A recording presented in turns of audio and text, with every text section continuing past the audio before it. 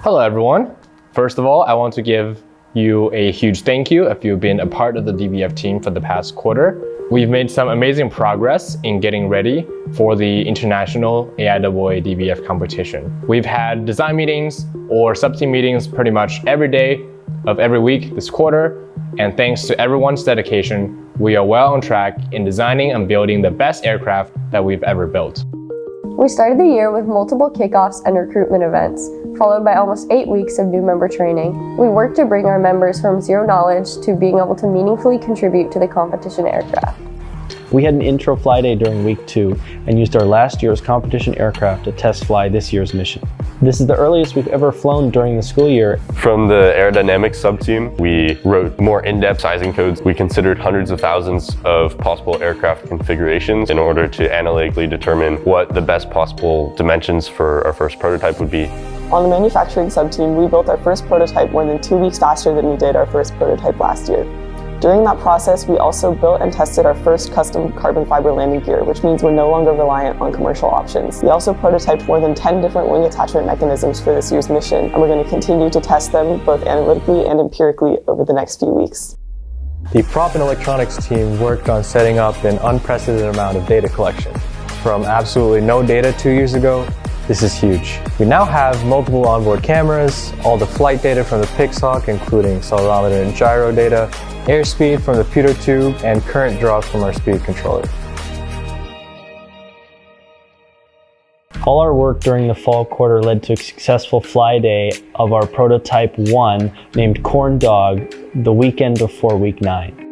This was weeks earlier compared to previous years, and we had an unprecedented number of successful data-taking flights during that day, totaling at 9. Corn Dog flew spectacularly and had great handling, and everything went above and beyond our expectations.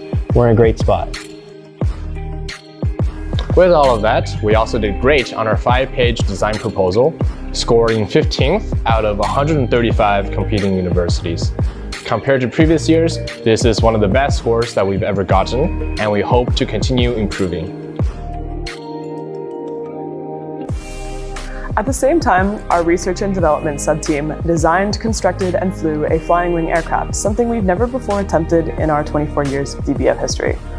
Something I'm most happy about from this quarter is that we've cultivated a team of almost entirely new members that feel like they've been part of an entire aircraft design process, from sizing, aerodynamics, to manufacturing, assembly, and also flight testing. And that whole package deal in just a quarter is an experience that's really hard to give to new members, but we were able to accomplish thanks to this. Due to the success of our first prototype, we will now be able to seriously consider building a flying wing for competition in the future.